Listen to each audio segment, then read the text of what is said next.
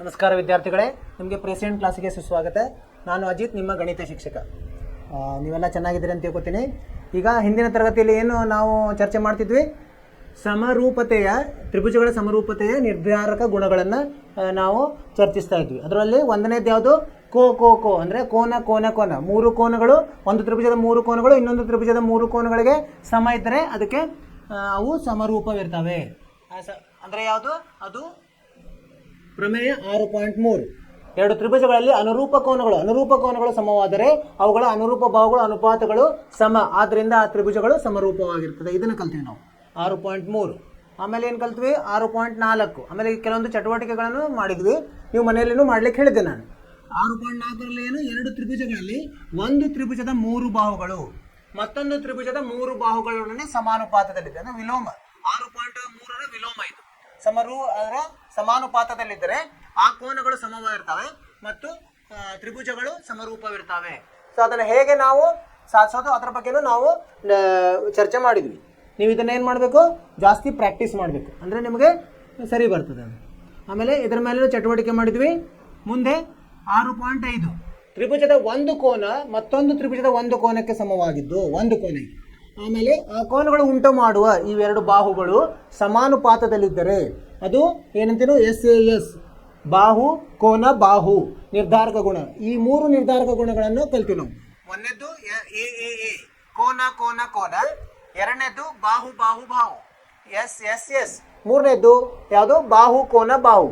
So ಇವನ್ನ 6.3 ಪ್ರಮೇಯ 6.4 6.5. So ಇದನ್ನು ನೀವು ಸ್ವಲ್ಪ ಜಾಸ್ತಿ ಅದನ್ನು ಒತ್ತು ಕೊಟ್ಟು ನೋಡಬೇಕು. ಆಮೇಲೆ ಇದ್ರ ಮೇಲೆ ಕೆಲವೊಂದು ಉದಾಹರಣೆಗಳನ್ನು ಸಹ ನಾವು ನಿನ್ನೆ ಮಾಡಿದ್ವಿ ಅಲ್ವಾ. ಇವತ್ತೇನು ಮಾಡೋದಂದರೆ ನಾವು ಇವುಗಳ ಅಭ್ಯಾಸವನ್ನು ಶುರು ಮಾಡೋಣಂತೆ. ಅಭ್ಯಾಸ 6.3 ಇದನ್ನು ಶುರು ಮಾಡೋಣ. ಏನಿದೆ ಪ್ರಶ್ನೆ 6.3ರಲ್ಲಿ? ಅಭ್ಯಾಸ 6.3, ಚಿತ್ರದಲ್ಲಿ ಸಮರೂಪ ತ್ರಿಭುಜಗಳ ಜೊತೆಗಳು ಯಾವುವು ಅಂತ ತಿಳಿಸಿ. ಇಲ್ಲಿ ಎಷ್ಟು ಕೊಟ್ಟಿದ್ದಾರೆ? ಇಲ್ಲಿ 1 2 3 4 5 6 ಜೋಡಿಗಳನ್ನು ಕೊಟ್ಟಿದ್ದಾರೆ. ಸೊ ಇದರಲ್ಲಿ ಯಾವುವು ಸಮರೂಪ ತ್ರಿಭುಜಗಳಂತ ಹೇಳಬೇಕು.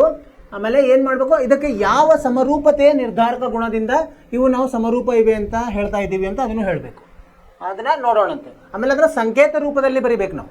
ಅದನ್ನು ಮಾಡೋಣಂತೆ. ಒಂದನೇದ್ದು ನೋಡಿ, ಒಂದನೇ ಮುಖ್ಯ ಪ್ರಶ್ನೆಯಲ್ಲಿ ಒಂದನೇ ಚಿತ್ರ ನೋಡೋಣ ಹೇಗಿದೆ ನೋಡಿ. ಈಗ ಇಲ್ಲಿ ಏನು ಕೊಟ್ಟಿದ್ದಾರೆ ಮೊದಲು ಬರ್ಕೊಂಬಂತೆ. ಕೋನ ಎ ಕೊಟ್ಟಿದ್ದಾರೆ ಎಷ್ಟು? 60. ಕೋನ ಇದರಲ್ಲಿ ಮೊದಲೇ ತ್ರಿಭುಜದಲ್ಲಿ ABC ತ್ರಿಭುಜದಲ್ಲಿ ಕೋನ ಬಿ ಎಷ್ಟು ಕೊಟ್ಟಿದ್ದಾರೆ? 80. ಸರಿನಾ? ಕೋನ ಸಿ 40 ಕೊಟ್ಟಿದ್ದಾರೆ. ಇದನ್ನು ಮತ್ತೇನು ಕೊಟ್ಟಿದ್ದಾರೆ? ಇಲ್ಲಿ ಎರಡನೇ ತ್ರಿಭುಜದಲ್ಲಿ ಕೊಟ್ಟಿದ್ದಾರೆ. ಇದು ತ್ರಿಭುಜ ABCಯಲ್ಲಿ, ಇನ್ನೊಂದು ತ್ರಿಭುಜ PQRದಲ್ಲಿ ಏನೇನು ಕೊಟ್ಟಿದ್ದಾರೆ ಬರ್ಕೊಂಡ್ಬಿಡೋದು. ಕೋನ P ಸಮ 60 ಡಿಗ್ರಿ ಇದೆ. ಆಮೇಲೆ ಕೋನ Q ಎಷ್ಟಿದೆ? 80 ಇದೆ. 80. ಆಮೇಲೆ ಕೋನ R 40 ಇದೆ. ನೋಡಿ, ಎರಡು ತ್ರಿಭುಜಗಳ ಮೂರು ಕೋನಗಳನ್ನು ಕೊಟ್ಟಿದ್ದಾರೆ. ಅಂದ್ರೆ ಏನಾಯ್ತು? ಕೋನ ಎ ಅನುರೂಪ ಕೋನ P ಆಯಿತು. ಕೋನ ಬಿ ಅನುರೂಪ ಕೋನ Q ಆಯಿತು. ಕೋನ ಸಿ ಅನುರೂಪ ಕೋನ R ಆಯಿತು. ಎಲ್ಲಾನು ಏನಿದೆ? ಸಮವಾಗಿದೆ. ಅನುರೂಪ ಕೋನಗಳು ಸಮ ಇರೋದ್ರಿಂದ ಇದಕ್ಕೇನಂತ ಹೇಳ್ಬೋದು ನಾವು? ಪರಿಹಾರ ತ್ರಿಭುಜ ABC ಸಮರೂಪ ಚಿಹ್ನೆ ಹೇಗೆ? ಒಂದು ಈ ಮೀಸೆ ಆಕಾರದಲ್ಲಿರ್ತವೆ ನೋಡಿ, ಇದನ್ನು ಬರಿಬೇಕು. ತ್ರಿಭುಜ PQR. ಇದಕ್ಕೆ ನಿರ್ಧಾರಕ ಗುಣ ಬರಿಬೇಕು ನಾವು. ಯಾವ ನಿರ್ಧಾರಕ ಗುಣದಿಂದ ನಾವು ಇದನ್ನು ಹೇಳಿದ್ವಿ? ನಿರ್ಧಾರಕ ಗುಣ ಯಾವುದು? ಕೋನ ಅನುರೂಪ ಕೋನಗಳು ಸಮ ಇರೋದ್ರಿಂದ ನಾವೇನು ಹೇಳ್ಬೋದು? ಕೋನ ಇಂಗ್ಲೀಷ್ನಲ್ಲಿ ಏನಂತೀವಿ? ಆ್ಯಂಗಲ್. ಈ ಥರ ಬರೀಬೇಕು ನಾವು. ಅರ್ಥವಾಯ್ತು ರೀ? ಮೂರು ಕೋನಗಳನ್ನು ನಾವು ಹೋಲಿಸಿದ್ವಿ. ಒಂದು ತ್ರಿಭುಜದ ಮೂರು ಕೋನಗಳು ಇನ್ನೊಂದು ತ್ರಿಭುಜದ ಮೂರು ಕೋನಗಳ ಸಮ ಇರೋದ್ರಿಂದ ಅವು ಎರಡೂ ತ್ರಿಭುಜದ ಸಮರೂಪದಲ್ಲಿದೆ. ಆಮೇಲೆ ನಿರ್ಧಾರಕ ಗುಣ ಕೋ ಅಥವಾ ಕೋನ ಇಂಗ್ಲೀಷ್ನಲ್ಲಿ AA ಅಂತ ಹೇಳ್ಬೋದು. ಅರ್ಥವಾಯಿತು ನಿಮಗೆ ಅಂತ ತಿಳ್ಕೊಂಡಿದ್ದೀನಿ. ಮುಂದಿನ ಪ್ರಶ್ನೆಗೆ ಹೋಗೋಣಂತೆ. ಒಂದನೇ ಮುಖ್ಯ ಪ್ರಶ್ನೆಯಲ್ಲಿ ಎರಡನೇ ಪ್ರಶ್ನೆ. ಈ ಚಿತ್ರದಲ್ಲಿ ಏನೇನು ಕೊಟ್ಟಿದ್ದಾರೆ ಬರ್ಕೊಂಬಂತೆ. AB ಕೊಟ್ಟಿದ್ದಾರೆ, ಅಳತೆ ತ್ರಿಭುಜ ABCಯಲ್ಲಿ ಏನೇನು ಕೊಟ್ಟಿದ್ದಾರೆ ಇಲ್ಲಿ ಬರೆಯೋಣಂತೆ. ಆಮೇಲೆ PQRದಲ್ಲಿ ಅಲ್ಲಿ ಬರೆಯೋಣ. ABCಯಲ್ಲಿ AB ಉದ್ದ ಕೊಟ್ಟಿದ್ದಾರೆ. ಎ ಬಿ ಬಾಹುವಿನ ಉದ್ದ 2 ಮಾನ ಮತ್ತು ಬಿ ಸಿ ಕೊಟ್ಟಿದ್ದಾರೆ. ಬಿ ಸಿ ಎಷ್ಟು ಕೊಟ್ಟಿದ್ದಾರೆ? 2.5. ಆಮೇಲೆ ಎ ಸಿ ಕೊಟ್ಟಿದ್ದಾರೆ ಎಷ್ಟು? 3 ಸೆಂಟಿಮೀಟರ್ ಇರ್ಬೋದು, ಯಾವುದೇ ಒಂದು ಮಾನ. ಅದೇ ಥರ ತ್ರಿಭುಜ ಪಿ ಕ್ಯೂ ಆರ್ದಲ್ಲಿ ಏನು ಕೊಟ್ಟಿದ್ದಾರೆ ನೋಡೋಣ. ಇಲ್ಲಿ ಪಿ ಕ್ಯೂ ಆರ್ ಕೊಟ್ಟಿದ್ದಾರೆ. ಪಿ ಕ್ಯೂ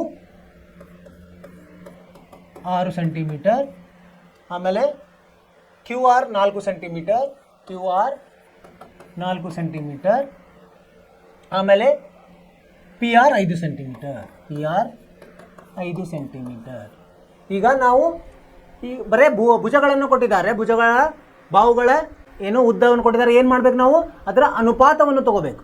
ಇಲ್ಲಿ ಯಾವುದಾದ್ರೂ ಅನುಪಾತ ಹೋಲಿಕೆ ಆಗ್ತದೆ ನೋಡೋಣ. ನೋಡಿ, ಇದು ಇದಕ್ಕೆ ನೋಡ್ಬೋದು, ಇದು ಮತ್ತು ಇದನ್ನು ನೋಡ್ಬೋದು, ಇದು ಮತ್ತು ಇದನ್ನು ನೋಡ್ಬೋದು ಅಲ್ವಾ? ಅಂದರೆ ಹೆಂಗೆ ಬರೀಬೇಕು ನಾವು? ಪರಿಹಾರ ಎ ಬಿ ಅನುಪಾತ ಪಿ ಆರ್ ಎಷ್ಟು ಬರ್ತದೆ? ಎ ಬಿ ಅನುಪಾತ ಕ್ಯೂ ಆರ್, ಪಿ ಆರ್ ಅಲ್ಲ, ಕ್ಯೂ ಆರ್. ಎ ಬಿ ಅನುಪಾತ ಕ್ಯೂ ಆರ್. ಎ ಬಿ 2 ಭಾಗಲಬ್ಧ ಕ್ಯೂ ಆರ್ 4 ಅಂದರೂ 1 ಭಾಗಲಬ್ಧ 2 ಆಯಿತು. ಆಮೇಲೆ ಇನ್ನೊಂದು ಬಿ ಸಿ ಅನುಪಾತ ಪಿ ಆರ್. ಇದು ಹೇಗೆ ಬರ್ತದೆ? ಬಿ ಸಿ ಅನುಪಾತ ಪಿ ಆರ್ 2.5 ಭಾಗಲಬ್ಧ 5 ಅಂದರೆ ಇದು ಸಹ 1 ಭಾಗಲಬ್ಧ 2. ಆಮೇಲೆ ಉಳಿತು ಯಾವುದು? ಎ ಸಿ ಭಾಗಲಬ್ಧ ಪಿ ಕ್ಯೂ. ಇದು ಹೆಂಗೆ ಬರ್ತದೆ ನೋಡಿ? ಎ ಸಿ ಎಷ್ಟಿದೆ? 3 ಇದೆ, ಭಾಗಲಬ್ಧ 6 ಸಮ 1 ಭಾಗಲಬ್ಧ 2. ಅಂದರೆ ಏನಾಯ್ತು? ಈಗ ಅನುರೂಪ ಬಾಹುಗಳನ್ನು ಆ ಥರ ಬರ್ಕೋಬೇಕು. ಅಂದರೆ ಎ ಬಿ ಮುಂದೆ ಏನು ಬರೀಬೇಕು ನಾವು? ಇದನ್ನು ಹೊಂದಿಸಿದರೆ ಎ ಬಿ ಮುಂದೆ ಕ್ಯೂ ಆರ್ ಬರೀಬೇಕಾಗ್ತದೆ. ಈಗ ಕ್ಯೂ ಆರ್ ಸಮ 4 ಸೆಂಟಿಮೀಟರ್ ಬರೀಬೇಕು. ಆಮೇಲೆ ಬಿ ಸಿ ಮುಂದೆ ಏನು ಬರೀಬೇಕು? ಪಿ ಆರ್ ಬರೀಬೇಕು. ಪಿ ಆರ್ ಸಮ 5 ಸೆಂಟಿಮೀಟರ್. ಆಮೇಲೆ ಮತ್ತೆ ಯಾವುದು ಉಳಿತು? ಎ ಸಿ ಮುಂದೆ ಪಿ ಕ್ಯೂ ಬರೀಬೇಕು ಸಮ 6 ಸೆಂಟಿಮೀಟರ್. ಅಂದರೆ ಇವು ಅನುರೂಪ ಬಾಹುಗಳಾಗು. ಅಂದರೆ ನೀವೀಗ ಎ ಬಿ ಸಿ ಅಂತ ಒಂದು ತ್ರಿಭುಜವನ್ನು ಬರೆದ್ರಂದ್ರೆ ಇಲ್ಲಿ ಈ ಥರ ಎ ಬಿ ಸಿ ಅಂತ ಒಂದು ತ್ರಿಭುಜ ಮಾಡಿದೆ ಅಂದರೆ ಎ ಬಿ ಸಿ, ಇನ್ನೊಂದು ತ್ರಿಭುಜವನ್ನು ನಾವು ತೆಗೆದು ಅದಕ್ಕೆ ಹೆಸರು ಕೊಡಬೇಕು.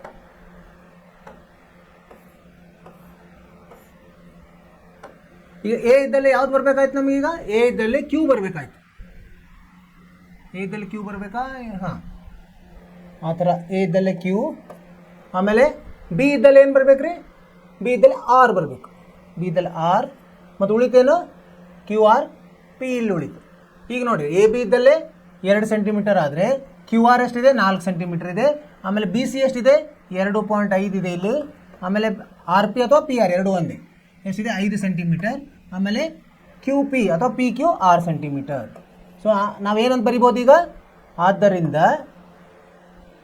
ತ್ರಿಭುಜ ಎ ಬಿ ಸಿ ಸಮರೂಪ ಯಾವುದಕ್ಕಂತ ಬರಿಬೇಕು ನಾವು? ಪಿ ಕ್ಯೂ ಆರ್ ಬರಲಿಕ್ಕೆ ಬರೋಂಗಿಲ್ಲ. ಮೊದಲು ಎ ಮುಂದೆ ಕ್ಯೂ ಅದಲ್ಲ, ತ್ರಿಭುಜ ಕ್ಯೂ ಆರ್ ಪಿ ಅಂತ ಬರೀಬೇಕು. ಅರ್ಥವಾಯ್ತು? ಯಾಕೆ ಹಿಂಗೆ ಬರಿಬೇಕಂದ್ರೆ ಅದಕ್ಕೆ ಅನುರೂಪ ಇರಬೇಕು, ಅನುರೂಪ ಭಾವಗಳನ್ನು ಬರಿಬೇಕಾಗ್ತದೆ ನಾವು. ಎಷ್ಟನೇದು? 2ನೇದಲ್ವಾ?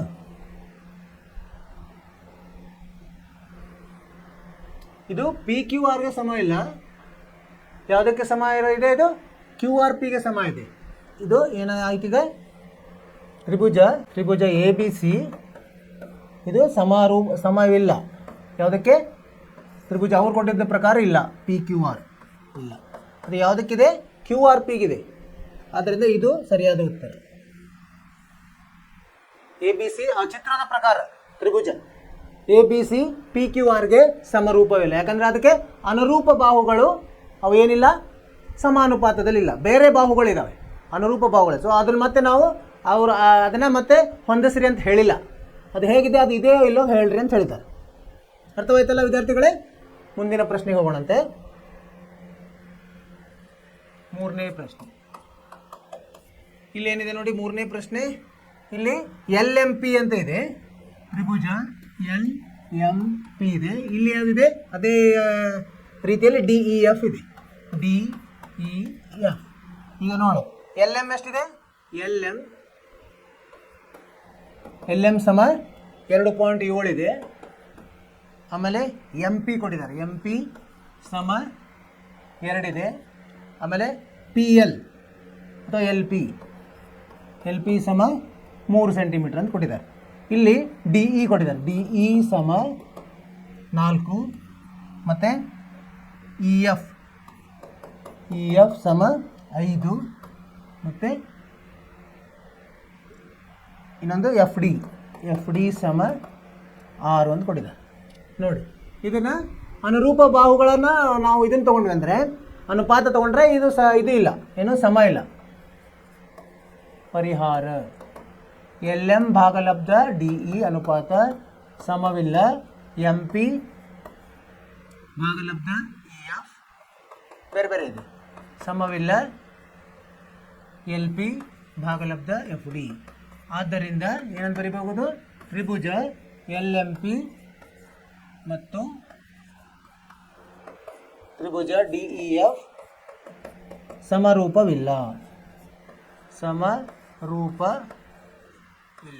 ಸಮರೂಪತೆ ಇಲ್ಲ ಅಂತ ಬರೀಬೇಕು. ಅರ್ಥ ಆಯಿತು ವಿದ್ಯಾರ್ಥಿಗಳೇ? ಬರೀ ಬಾಹುಗಳನ್ನು ಕೊಟ್ಟಿದ್ದಾಗ ಏನು ಮಾಡಬೇಕು, ಅದರ ಅನುಪಾತಗಳನ್ನು ತೊಗೊಳ್ಳೋದು. ಅನುರೂಪ ಬಾಹುಗಳ ಅನುಪಾತ ತೊಗೋಬೇಕು. ತೊಗೊಂಡು ಅವು ಇದ್ದರೆ ಸಮರೂಪ ಇದೆ ಅಂತ ಬರೀಬೋದು, ಇಲ್ಲ ಅಂದರೆ ಇಲ್ಲ ಅಂತ. ಇಲ್ಲಿ ಇಲ್ಲ ಅವು, ಆದ್ದರಿಂದ ಇವು ಸಮರೂಪ ಇಲ್ಲ ಅಂತ ಉತ್ತರ ಬರಿಬೇಕು ನಾವು. ಮುಂದಿನ ಪ್ರಶ್ನೆ ಹೋಗೋಣಂತೆ. ನಾಲ್ಕನೇ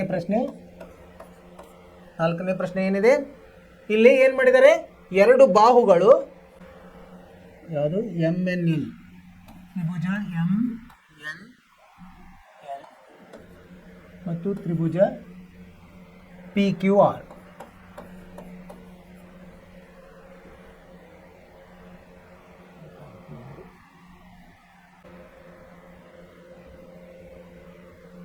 ಎರಡು ಹೌದು, ಹಾಂ ಇದು ಹೌದು. ಹೀಗಾಗಿ ನಾವು ಇದು ಯಾವುದು ಆಗ್ತದೆ ನೋಡೋದು, ಮೂರನೇದಲ್ಲ.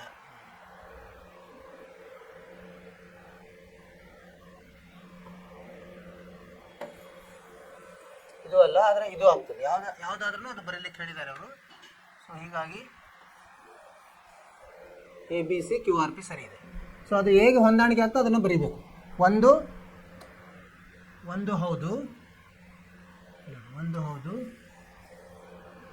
ಆಮೇಲೆ ಎರಡು ಹೌದು, ಮೂರನೇದ್ದು ಅಲ್ಲ, ಸಮರೂಪ ಇಲ್ಲ.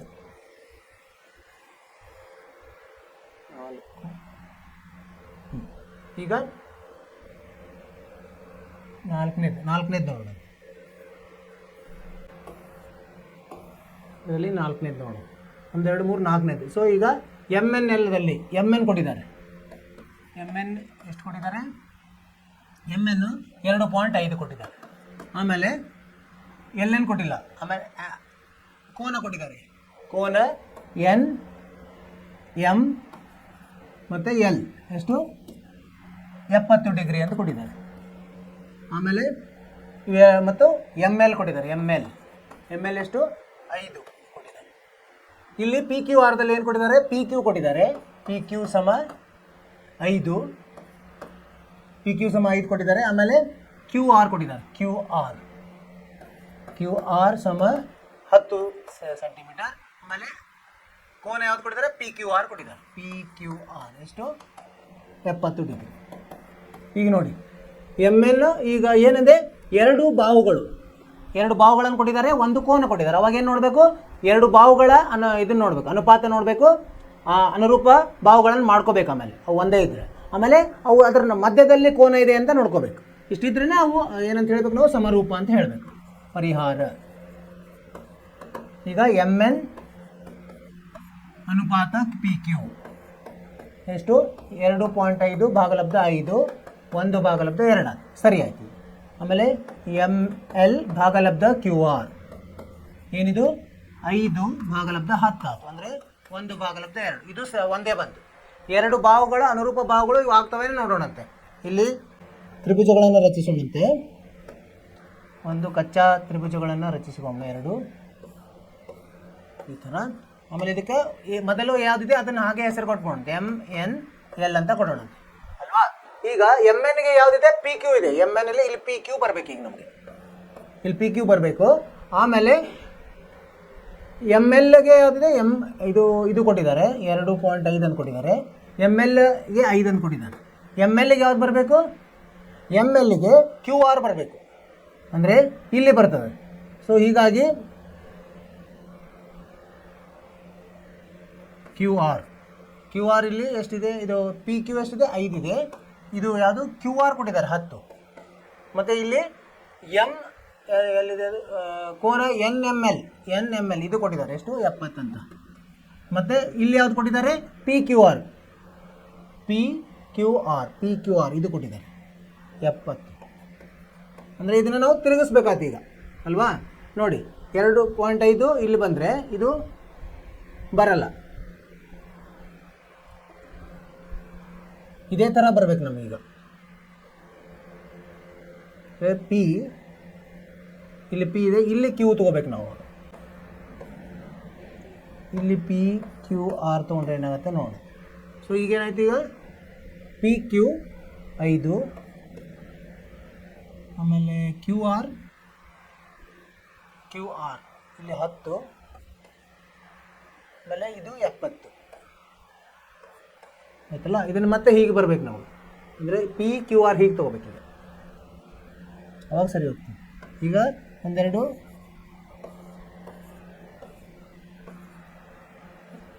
ಇಲ್ಲಿ ತೊಗೊಳ್ಬೇಕು ಪಿ ಕ್ಯೂ ಆರ್. ಈಗ ನಮಗೆ ನೋಡಿ ಇದು ಕೋನ ಇಲ್ಲಿ ಕೊಟ್ಟಿದ್ದಾರೆ 70 ಅಂತ, ಅಂದರೆ ಒಂದಕ್ಕೊಂದು ಸರಿ ಹೋಯಿತು. ಆಮೇಲೆ ಪಿ ಕ್ಯೂ ಎಷ್ಟು ಕೊಟ್ಟಿದ್ದಾರೆ 5 ಕೊಟ್ಟಿದ್ದಾರೆ, ಇದು ಸರಿ ಹೋಯಿತು. ಕ್ಯೂ ಆರ್ ಎಷ್ಟಾಯಿತು, ಇದು 10 ಕೊಟ್ಟಿದ್ದಾರೆ, ಇದು ಸರಿ ಹೋಯಿತು. ಆದ್ದರಿಂದ ನಾವೇನು ಹೇಳ್ಬೋದು, ತ್ರಿಭುಜ ಎಮ್ ಎನ್ ಎಲ್ ಸಮಾಂತರ ತ್ರಿಭುಜ ಕ್ಯೂ ಪಿ ಆರ್ ಆಗುತ್ತೆ. ಈಗ ಸರಿನಾ, ಕ್ಯೂ ಪಿ ಆರ್ ಈ ಥರನೇ ಬರ್ತದೆ. ಎಮ್ ಎನ್ ಎಲ್ ಅಥವಾ ಎನ್ ಎಮ್ ಎಲ್. ಈಗ ಇದನ್ನು ಕೋನಗಳನ್ನು ನಡಕ್ಕೆ ತೊಗೋಬೇಕು. ಈಗ ಯಾವ್ದು ಕೋನ್ ಕೊಟ್ಟಿರ್ತಲ್ಲ ಅದನ್ನು ನಡಕ್ಕೆ ತೊಗೋಬೇಕು. ಇದು ಈ ಥರ ಬೇಡ. ಅಂದರೆ ತ್ರಿಭುಜ ಎನ್ ಎಮ್ ಎಲ್, ಎಮ್ ಇಲ್ಲಿ ನಡಕ್ಕೆ 70 ಡಿಗ್ರಿ ಇದೆ, ಅದು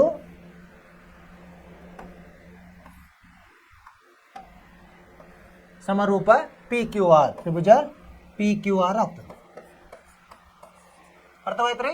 ಸೊ ಇದು ಅನುರೂಪತೆಯನ್ನು ನಾವು ಮೊದಲು ಅದು ಗಮನದಲ್ಲಿ ಇಡಬೇಕು. ಅನುರೂಪ, ಈಗ ಭುಜಗಳು ಅನುರೂಪ ಇರಬೇಕು, ಕೋನಗಳು ಅನುರೂಪ ಇರಬೇಕು. ಆ ಥರ ಬರುವಂಗೆ ನಾವು ತ್ರಿಭುಜವನ್ನು ರಚಿಸಿ ಅದನ್ನು ಹೇಳಬೇಕು.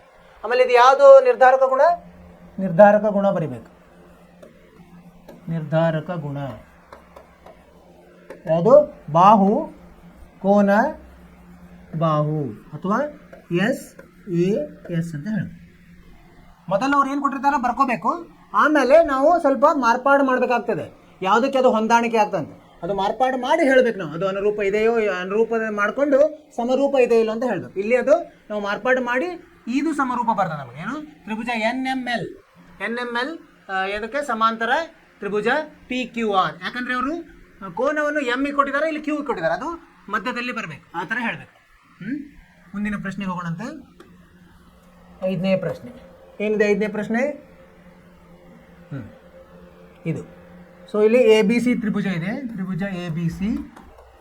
ಇಲ್ಲಿ ಇನ್ನೊಂದು ತ್ರಿಭುಜ ಡಿ ಇ ಎಫ್ ಇದೆ, ತ್ರಿಭುಜ D E F. A B ಸಿಲಿ ಎ ಬಿ ಕೊಟ್ಟಿದ್ದಾರೆ, ಎ ಬಿ 2.5. ಆಮೇಲೆ ಇಲ್ಲಿ ಡಿ ಎಫ್ ಕೊಟ್ಟಿದ್ದಾರೆ, ಡಿ ಎಫ್ 5 ಸೆಂಟಿಮೀಟರ್ ಇದೆ, ಇರಲಿ.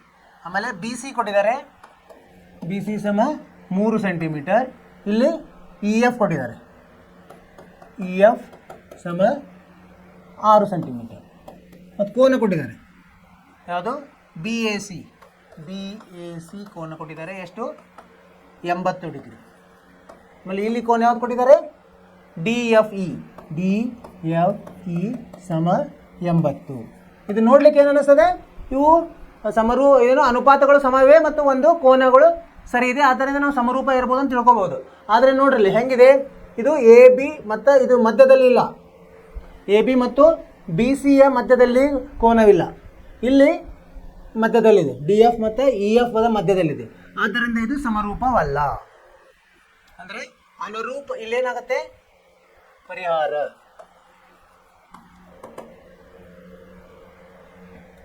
ಏನಂತ ಬರೀಬೇಕು, ಅನುರೂಪ ಕೋನಗಳು ಸಮವಿಲ್ಲ. ಆದ್ದರಿಂದ ತ್ರಿಭುಜ ಎ ಬಿ ಸಿ ಮತ್ತು ತ್ರಿಭುಜ ಡಿ ಇ ಎಫ್ ಸಮರೂಪ ಇಲ್ಲ ಅಂತ ಬರೀಬೇಕು. ಸಮರೂಪತೆ ಇಲ್ಲ ಅಂತ ಬರೀಬೇಕು. ಅದು ನೋಡ್ಲಿಕ್ಕೆ ಅನಿಸ್ತದೆ ನಮಗೆ, ಏನಪ್ಪ ಅನುಪಾತನೂ ಸರಿ ಇದೆ, ಒಂದು ಕೋನ ಸರಿ ಇದೆ, ಬರೆದು ಬಿಡ್ಬೋದು. ಆದರೆ ಅದು ಅನುರೂಪ ಇರಬೇಕು. ಅನುರೂಪ ಬಾಹುಗಳು ಅಥವಾ ಅನುರೂಪ ಕೋನಗಳು ಇಲ್ಲ ಅಂದ್ರೇನು ಅಲ್ಲ. ಮುಂದಿನ ಪ್ರಶ್ನೆ ಹೋಗೋಣಂತೆ.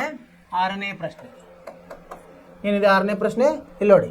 2 ತ್ರಿಭುಜಗಳನ್ನು ಕೊಟ್ಟಿದ್ದಾರೆ. DEF ತ್ರಿಭುಜ DEF, ಇನ್ನೊಂದು ಯಾವುದು? ತ್ರಿಭುಜ PQR.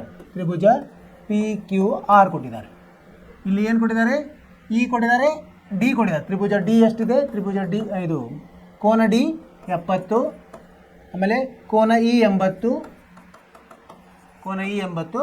ಸೊ 2 ಕೊಟ್ಟಿದ್ದಾರೆ, ಒಂದು ಕಂಡು ಹಿಡಿಬೋದು ನಾವು. ಕೋನ F ಅಥವಾ ಕಂಡು ಹಿಡಿಲಿಲ್ಲ ಆದರೂ ನಡೀತದೆ, ಏದ ಮೇಲೂ ಹೇಳ್ಬೋದು ನಾವು. ಇದು ಕಂಡು ಹಿಡಿಯೋ ಏನೋ ಕಾರಣ ಇಲ್ಲ. ಇಲ್ಲಿನೂ 2 ಕೋನಗಳನ್ನು ಕೊಟ್ಟಿದ್ದಾರೆ. ಕೋನ ಯಾವ್ದು ಕೊಟ್ಟಿದ್ದಾರೆ? R ಕೊಟ್ಟಿದ್ದಾರೆ. ಬೇರೆ ಬೇರೆ ಇರೋದ್ರಿಂದ ಕಂಡು ಹಿಡಿಬೇಕಾಗ್ತದೆ. R 30 ಇದೆ ಮತ್ತು ಕೋನ Q ಕೊಟ್ಟಿದ್ದಾರೆ. Q ಎಷ್ಟು? 80.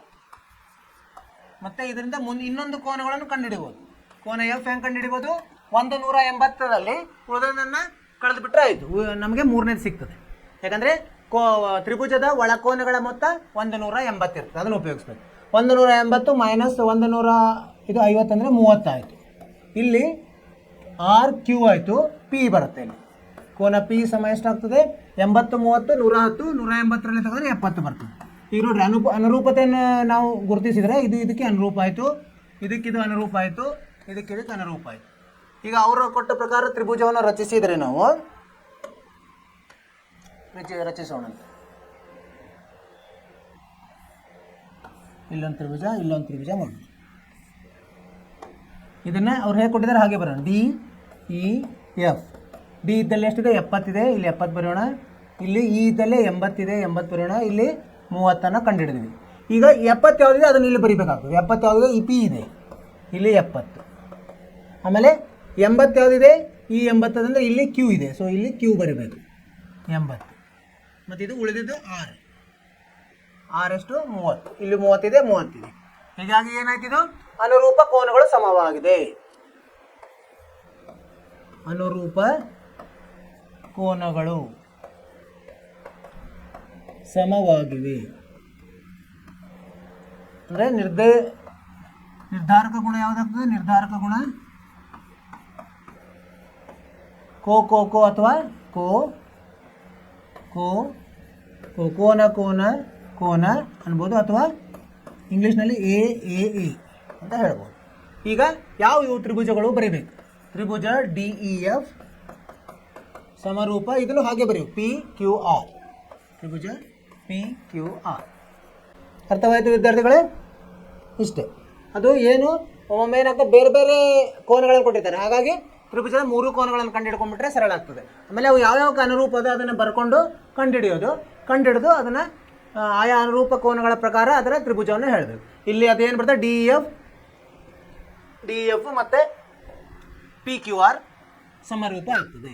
ಇದು 1ನೇ ಮುಖ್ಯ ಪ್ರಶ್ನೆ ಮುಗೀತು. ಇಂಥವು ನೀವು ಬಹಳಷ್ಟು ಲೆಕ್ಕಗಳನ್ನು ನೀವು ಏನು ಮಾಡಬೇಕು?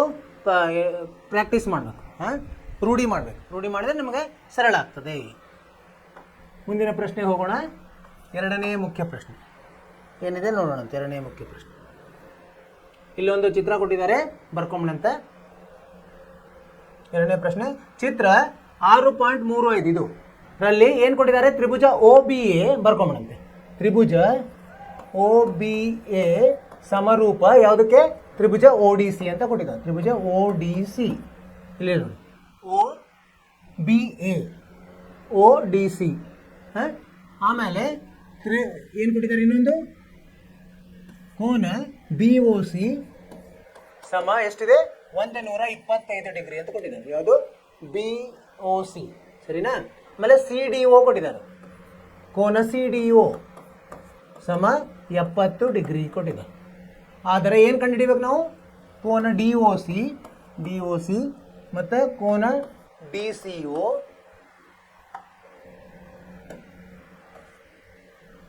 DCO ಮತ್ತು ಕೋನ OAB ಕಂಡುಹಿಡಿಬೇಕು. OAB ಹೆಂಗೆ ಕಂಡುಹಿಡಿಯೋಣ ನೋಡೋಣ ಪರಿಹಾರ.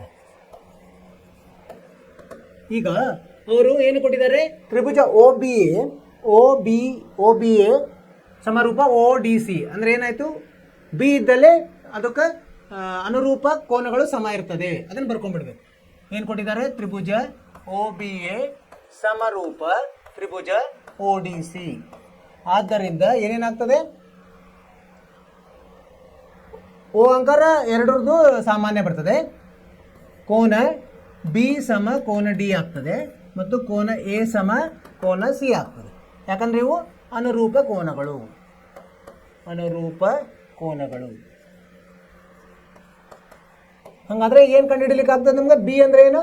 OBA ಹೇಳಿದಾರೆ. OBA ಕಂಡುಹಿಡಿದು ಇಲ್ಲ ಅಂದ್ರೂ ಬರೆಯೋಣ. ಡಿ ಗೊತ್ತಿದೆ ಅಲ್ಲ ನಮಗೆ? ಡಿ ಗೊತ್ತಿದೆ. ಏನು? ODC ಗೊತ್ತಿದೆ 70. ಆದ್ದರಿಂದ ಬಿ ಅಂದರೆ ಯಾವುದಿಲ್ಲಿ? OBA. OBA ಸಮ ಎಷ್ಟಾಯ್ತು? ODC ಸಮ 70 ಡಿಗ್ರಿ ಆಯಿತು. ಯಾವುದು? OBA ಎಷ್ಟಾಯಿತು? 70 ಆಯಿತು. ಈಗ OAB ನೋಡಿ. OAB ಸಮ ಏನಂತ ಮಾಡಿದ್ವಿ ನಾವು? ಸಿ ಅಂದರೆ ಯಾವುದು? OCD. ಅದೆಷ್ಟಿದೆ ಗೊತ್ತಿದೆಯಾ? ಇಲ್ಲ, ಇರಲಿ, ಗೊತ್ತಿಲ್ಲ ಅಂದರೆ ಆಮೇಲೆ ನೋಡೋಣ. ಸೊ ಇದು ಬೇಡ. ಏನು ಗೊತ್ತಿದೆ ಅದನ್ನು ನೋಡೋಣ ಫಸ್ಟ್, ಆಯಿತಾ? ಈಗ ಇಲ್ಲಿ ನೋಡಿ, DOC ಕಂಡುಹಿಡಲಿಕ್ಕೆ ಬರ್ತದೆ. ಯಾಕಂದರೆ ಇದು DB ಹೆಂಗಾಗುತ್ತೆ? ಒಂದು ಸರಳ ರೇಖೆ ಅಂದರೆ 180 ಡಿಗ್ರಿ ಇರ್ತದೆ. DOC ಸಮ 180 ಮೈನಸ್ ಯಾವುದು? BOC ಎಷ್ಟಾಗತ್ತೆ? ಇದು 180 ಮೈನಸ್ 125 ಅಂದರೆ ಎಷ್ಟಾಯಿತು?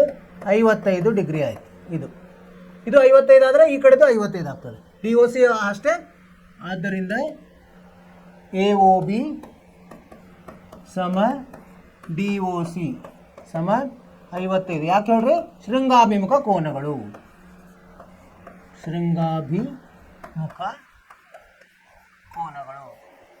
ಕಲ್ತಿದ್ದೀವಿ ನಾವು ಶೃಂಗಾಭಿಮುಖ ಕೋನಗಳನ್ನು ಅಲ್ವಾ? ಶೃಂಗಾಭಿಮುಖ ಕೋನಗಳನ್ನು ಕಲ್ತಿದ್ವಿ.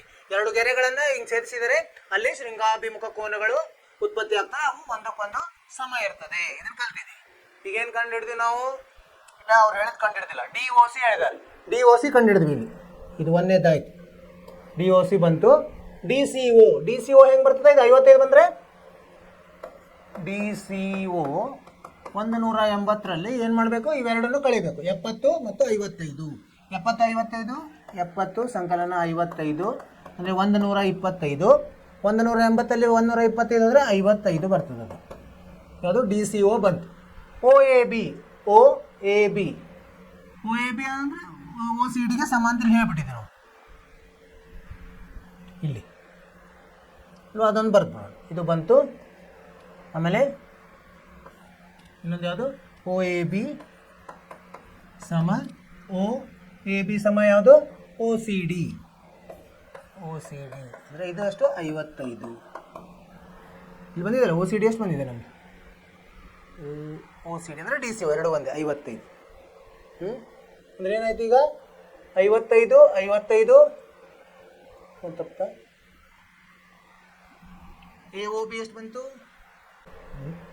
ಈಗ ಇದೊಂದು ಬಂತು. DOC ಎಲ್ಲಿದೆ? ಇಲ್ಲಿದೆ. DOC ಎಷ್ಟು ಬಂತು? 55 ಬಂತು. ಆಮೇಲೆ OAB 55. ಆಮೇಲೆ ಇನ್ನೊಂದು OAB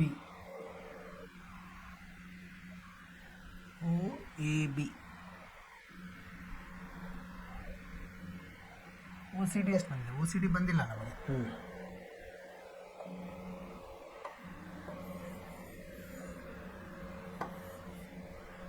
ಈಗ ನೋಡಿ ಯಾವ್ದು ಬೇಕು ನಮಗೆ? ಇನ್ನೊಂದು OAB ಅಂದ್ರೇನು? 180ದಲ್ಲಿ ಇವೆರಡನ್ನು ನಾವು ಋಣ ಮಾಡಬೇಕು. ಯಾವುದು? ಇದು 55 ಮತ್ತು 55 110. OAB ಸಮ 180 ಋಣ 110 ಎಷ್ಟು? 70 ಬರ್ತದೆ. ಇದು 70. ಇದು ಬಂತು. ಅಂದರೆ ಇದು DOC ಎಷ್ಟು ಬಂತು? DOC 55 ಬಂತು. ಆಮೇಲೆ DCO DCO ಎಷ್ಟು ಬಂತು? ಇದು 55. ಮತ್ತು OAB ಎಷ್ಟು ಬಂತು? OAB 70. ಇದು ಉತ್ತರ. ಹೆಂಗೆ ಮಾಡಬೇಕು? ಅವರು ಕೊಟ್ಟಿದ್ದಾರೆ. ಎರಡು ತ್ರಿಭುಜಗಳು ಸಮರೂಪವಾಗಿದ್ದಾವೆ. ಹಾಗಾಗಿ ಅವು ಸಮರೂಪ ಇರೋದ್ರಿಂದ ನಾವೇನು ಮಾಡಬೇಕು, ಅನುರೂಪ ಕೋನಗಳು ಸಮ ಅಂತ ತೊಗೊಳ್ಬೇಕು. ಅನುರೂಪ ಕೋನಗಳ ಸಮ ಅಂತ ತೊಗೊಂಡು ಆಮೇಲೆ ಶೃಂಗಾಭಿಮುಖ ಕೋನಗಳ ಆ ಗುಣವನ್ನು ಉಪಯೋಗಿಸಿ ನಾವು 3 ಕೋನಗಳನ್ನು ಕಂಡುಹಿಡಿದ್ವಿ. ಅವ್ರು ಹೇಳಿದ್ದು ಕಂಡುಹಿಡಿದು ಅರ್ಥವಾಯ್ತಲ್ಲ. ಇಲ್ಲಿ ನೋಡಿ, ಈಗ ಏನು ಮಾಡಬೇಕು, ನೀವು ಮತ್ತೆ ಪುನರಾವರ್ತನೆ ಮಾಡಬೇಕು. ಆವಾಗ ನಿಮಗೆ ಏನಾದರೂ ಸಮಸ್ಯೆ ಇದ್ದರೆ ಗೊತ್ತಾಗ್ತದೆ. ಮುಂದಿನ ಪ್ರಶ್ನೆಗೆ ಹೋಗೋಣಂತೆ. 3ನೇ ಪ್ರಶ್ನೆ ಏನಿದೆ, ಇಲ್ಲಿ ಒಂದು ತ್ರಾಪಿಜ್ಯ ಕೊಟ್ಟಿಲ್ಲ, ನಾವು ಮಾಡ್ಕೋಬೇಕು. ತ್ರಾಪಿಜ್ಯವನ್ನು ರಚಿಸೋಣ ಮೊದಲೀಗ.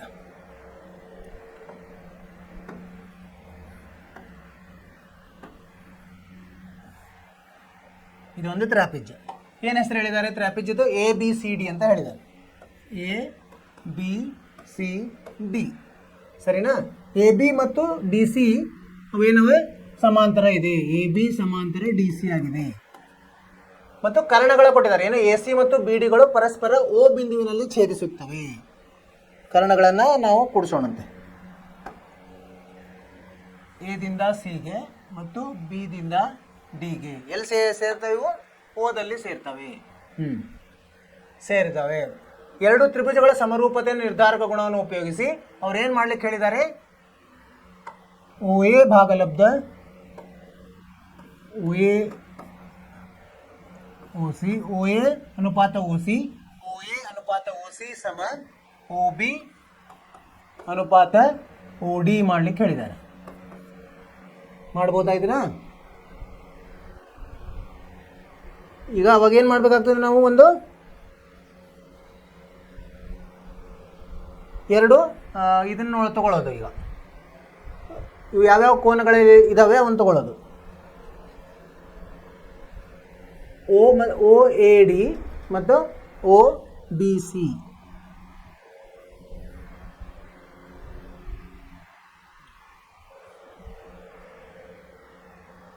OA ಭಾಗಲಬ್ಧ OC ಇದು ಯಾವ ತ್ರಿಭುಜದಲ್ಲಿದೆ? ಈ ತ್ರಿಭುಜದಲ್ಲಿ ಬರ್ತದೆ.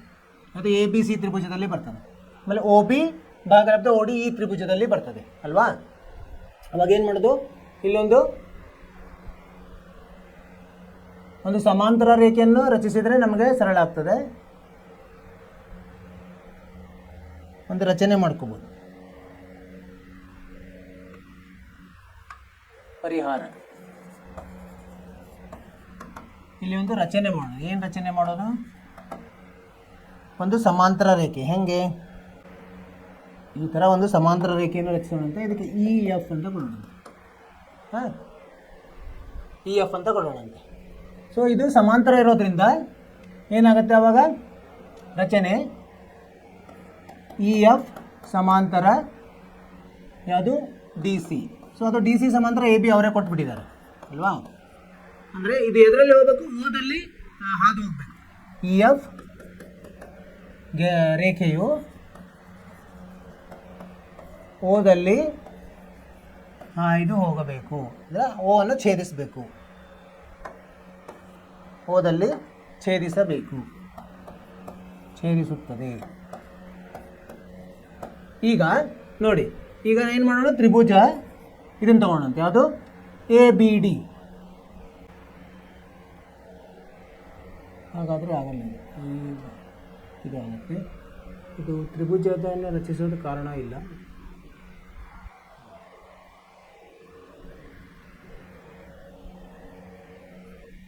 ಈಗ OA ಭಾಗಲಬ್ಧ OC ಇದಾಗುತ್ತೆ.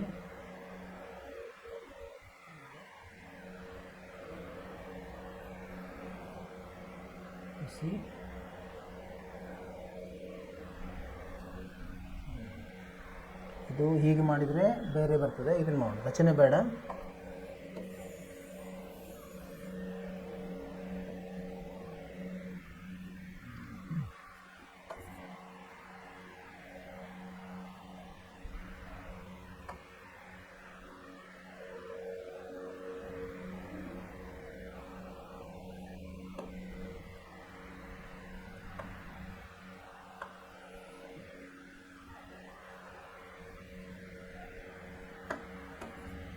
ಈಗೇನಂದರೆ ಇಲ್ಲಿ ತ್ರಿಭುಜ ಈಗ OAD, ತ್ರಿಭುಜ OAD ಇದನ್ನು ನೋಡೋಣ. ಚಿಕ್ಕದು ತ್ರಿಭುಜ OAD. ಒ ಎ ಡಿ ಮತ್ತು ತ್ರಿಭುಜ O A D O B C ನೋಡಿ, O B C. O A D O B C ಒಳಗೆ ಏನಾಗುತ್ತೆ, ಇಲ್ಲಿ ಇವು ಸಮಾಂತರ ಅಂತ ಹೇಳಿದ್ದಾರೆ ಅಲ್ವಾ. ಎ ಬಿ ಸಮಾಂತರ, ಡಿ ಸಿ ಅಂದರೆ ಏನು, ಈಗ ಕೋನ ಒ ಎ ಡಿ, ಕೋನ O A D, O A D, ಈ ಕೋನ ಒ ಎ ಡಿ, ಈ ಕೋನ ಸಮ ಯಾವ ಕೋನಕ್ಕಾಗ್ತದೆ, ಒ ಸಿ ಬಿಗೆ ಆಗ್ತದೆ. ಯಾವುದು ಇದು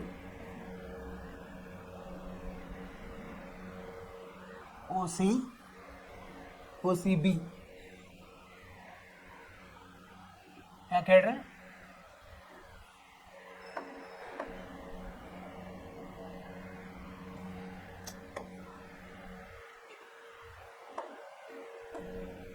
ಒ ಸಿ ಬಿಗೆ, ಒ ಸಿ ಬಿ ಎಂಥ ಕೋನಗಳಾಗ್ತವೆ, ಇದು ಪರ್ಯಾಯ ಕೋನಗಳಾಗ್ತವೆ,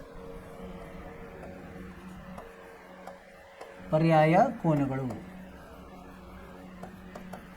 ಹೌದಿಲ್ಲ, ಅಂದರೆ ಸಮಾಂತರ ರೇಖೆಗೆ ಇದು ಒಂದು ಗೆರೆಯನ್ನು ಕತ್ತರಿಸಿದರೆ ಏನಾಗ್ತದೆ, ಅದು ಸಮಾಂತರ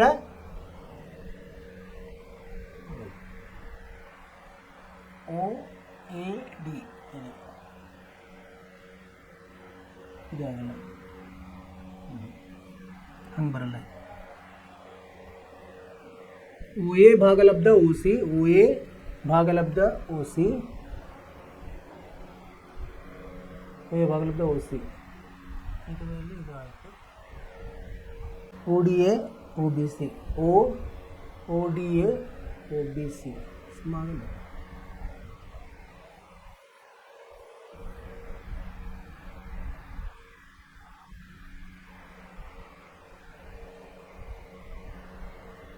ಇಲ್ಲಿ ಎರಡು ಇವುಗಳನ್ನು ಇದನ್ನು ಕತ್ತರಿಸಿದರೆ ಇದು ಸಮ ಇದಾಗ್ತದೆ.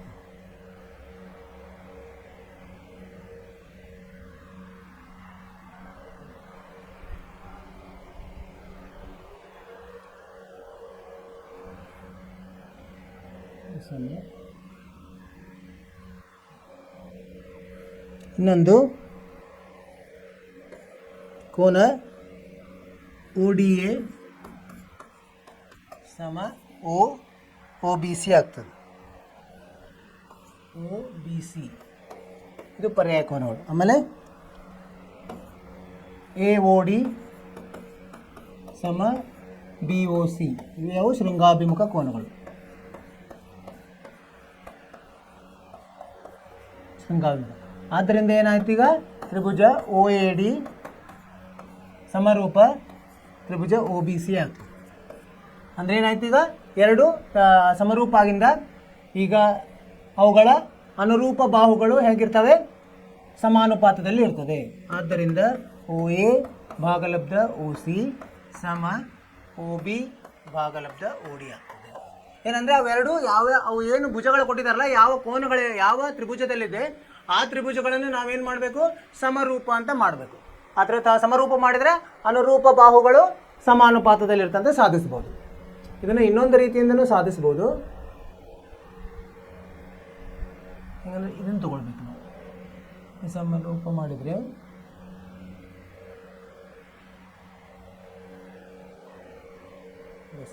ಈ ಭಾಗಲಬ್ಧ ಇಡೀ ಬಿ ಭಾಗಲಬ್ಧ ಆಗುತ್ತೆ.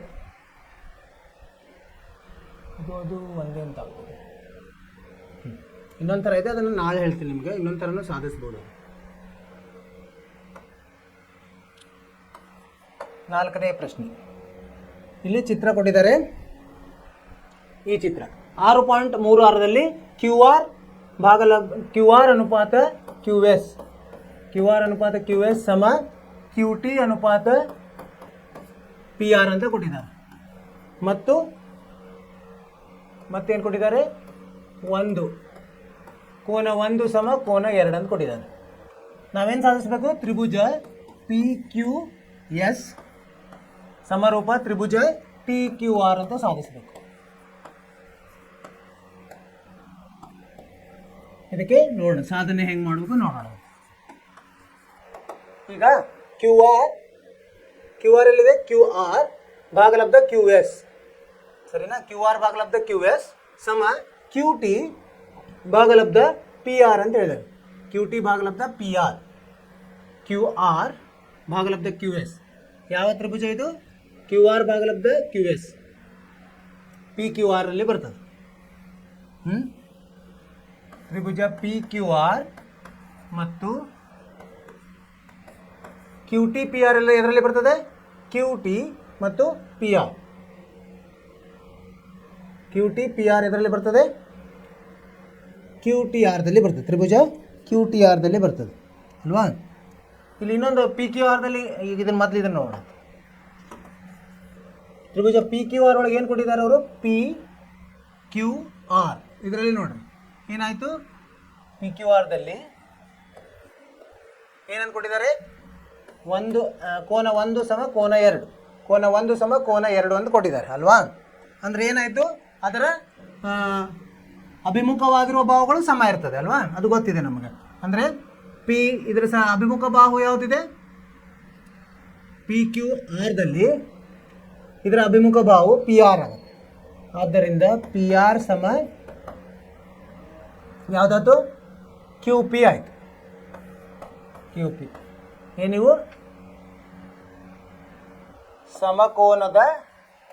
ಸಮಕೋನಗಳ ಅಭಿಮುಖ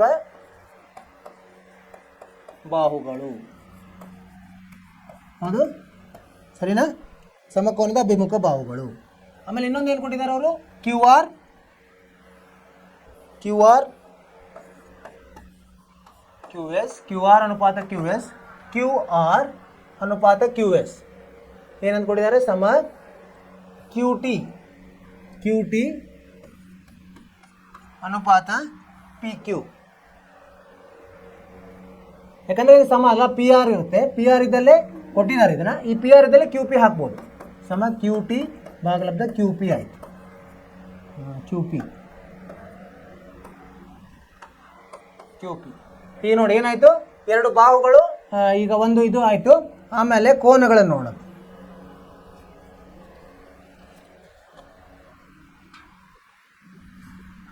ಈಗ ಇನ್ನೊಂದು ತ್ರಿಭುಜ ಯಾವುದು?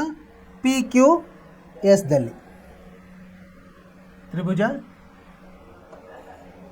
ಕ್ಯೂ ಪಿ ಎಸ್ ಅಥವಾ ಪಿ ಕ್ಯೂ ಎಸ್ದಲ್ಲಿ, ಪಿ ಕ್ಯೂ ಎಸ್ದಲ್ಲಿ ಇದರಲ್ಲಿ ಏನಿದೆ? ಏನು ಕೊಟ್ಟಿದ್ದಾರೆ? P Q S. ಇದರಲ್ಲಿ ಪಿ ಕ್ಯೂ ಎಸ್ದಲ್ಲಿ, ಪಿ ಕ್ಯೂ ಎಸ್ದಲ್ಲಿ ಪಿ ಕ್ಯೂ ಎಸ್ ಮತ್ತು